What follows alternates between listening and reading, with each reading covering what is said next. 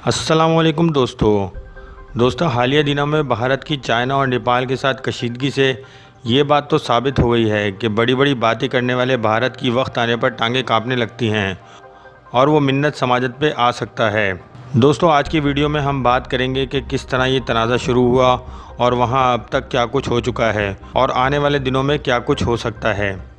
दोस्तों अगर अभी तक आपने चैनल को सब्सक्राइब नहीं किया तो चैनल को सब्सक्राइब कर लें और बेल आइकन को प्रेस कर दें। दोस्तों आपकी सब्सक्रिप्शन करने में एक एप्रिसिएशन होती है, तो प्लीज़ सब्सक्राइब करें और अप्रिशिएट करें।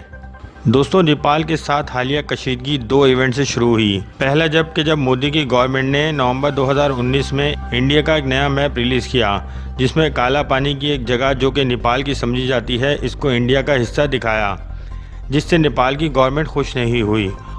और दूसरा जब कि 8 मई 2020 को इंडिया के डिफेंस मिनिस्टर ने एक रोड की इनॉग्रेशन की जो कि 80 किलोमीटर की रोड है जो इंडिया और नेपाल के बॉर्डर के साथ जाती है। ये बात नेपाल की गवर्नमेंट को पसंद नहीं आई क्योंकि इनका मानना है कि ये रोड नेपाल का हिस्सा है, जबकि इंडिया का मानना है कि ये इनका पार्ट है। दोस्तों यहाँ ये बात और भी वाज़ेह कर दूँ कि इंडिया और नेपाल के लोग बग़ैर पासपोर्ट एक दूसरे की कंट्री में काम भी कर सकते हैं और रह भी सकते हैं। हालिया दिनों में नेपाल की तरफ से ये बयान भी सामने आया कि इंडिया नेपाल में कोरोना वायरस फैलाने का भी जिम्मेदार है। इसके अलावा ये भी कहा कि इंडिया नेपाल का कुछ एरिया ऑक्यूपाई कर रहा है जिसमें लिम्पियादोरा, लिपुलेक और काला पानी है।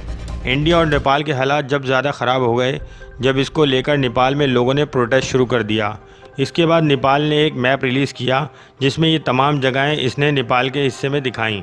इंडिया की चाइना के साथ कशीदगी जब शुरू हुई जब भारत ने सड़क की तामीर शुरू की। ये सड़क और इसके साथ एक पुल की तामीर लद्दाख के इलाके गालवान में शुरू की। इसकी तामीर पर चाइना ने सख्त नाराज़गी का इजहार किया। इस सड़क की तामीर पर 5 और 6 मई को दोनों मुल्कों की अफवाज की आपस में लड़ाई हुई जिसमें असला के बजाय लातों और मुक्कों का इस्तेमाल किया गया। इस वीडियो में आप देख सकते हैं चाइना ने भारत को वाज़ेह अल्फाज में बता दिया था कि भारत वहां से अपनी फ़ौज को पीछे हटा ले, मगर भारत की हठधर्मी कायम रही। इसके बाद चाइना ने भारी तादाद में अपनी अफवाज और असला और दूसरे साजो सामान में इजाफा किया। इसके बाद चाइनीज़ अफवाज गलवान के मकाम पर भारतीय कब्जे के इलाके लद्दाख में दाखिल हो गई और भारतीय अफवाज को मार के पीछे धकेल दिया और कुछ भारतीय अफवाज को गिरफ़्तार कर लिया और अपने खेमे वहाँ लगा दिए। भारतीय मीडिया के मुताबिक झील पोंगोंग टोसो के करीब चाइनीज़ फ़ौज ने कुछ भारतीय फ़ौजी गिरफ़्तार कर लिए और इनका असला अपने कब्ज़े में ले लिया। बाज़ां भारत के ज़ोर देने की वजह से इनको रिहा कर दिया गया। इस वक्त चाइना ने लद्दाख में अपनी एयरबेस में तोसी शुरू कर दी है। चाइना की जानिब से इस तरह की नकलो हरकत पर इंडियन गवर्नमेंट सख्त परेशानी का शिकार है और इंडिया के मीडिया का रो रो कर बुरा हाल है। अभी मैं आपको इंडियन मीडिया के कुछ क्लिप दिखाऊंगा। अब भारत की यह हालत है कि इसके फ़ौज बैनर लेकर चाइनीज़ अफवाज से मिन्नत समाजत करने पर आ गए हैं।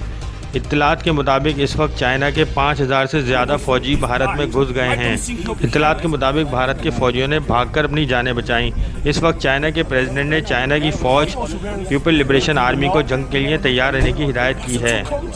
करंट अपडेट के मुताबिक नेपाल की गवर्नमेंट ने एक नया नक्शा जारी किया है जिसमें काला पानी, लिपुलेक, लिम्पियादोरा के इलाके नेपाल का हिस्सा जाहिर किए हैं जिसको भारत अपनी मिल्कियत बताता है। इस वक्त इत्तलात के मुताबिक तकरीबन 40% इंडियन फ़ौजी नेपाली हैं और एक कसीर तादाद में नेपाली इंडियन गवर्नमेंट में एम्प्लॉय भी हैं। और नोट करने वाली बात यह है कि नेपाल की गवर्नमेंट ने कह दिया है कि अगर कोई भी जंग होती है तो ये सारे नेपाल के साथ होंगे। इस वक्त लद्दाख के साथ चाइना ने उत्तराखंड में भी अपनी फ़ौजें उतार दी हैं और इंडिया सिर्फ तमाशा देखने के अलावा कुछ नहीं कर पा रहा। 9 दिन हो गए। 9 दिन से चीन भारत की सीमा में बैठा है। लद्दाख की इन पहाड़ियों पर लाल सैनिक दिख रहे हैं। क्या चीन लद्दाख को भी छीन लेगा?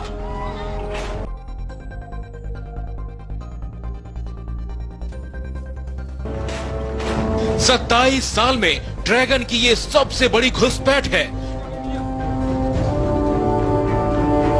ट्रक में बैठकर चीन के सैनिक भारत आए हैं। पहले 10 आए, फिर 20 और आए और लाल आर्मी ने भारत में टेंट लगा दिया। इस वाक़े से इंडिया को यकीनन ये सबक हो गया होगा कि हर किसी से छेड़छाड़ अच्छी नहीं गालिब। कुछ जगह पर आपके बाप भी होते हैं। दोस्तों कमेंट में ज़रूर बताइएगा कि आपको वीडियो कैसी लगी और अगली अपडेट्स के लिए चैनल को सब्सक्राइब करें और बेल आइकन को प्रेस करें और वीडियो को लाइक और शेयर ज़रूर करें। मिलते हैं अगली वीडियो में। अल्लाह हाफिज़।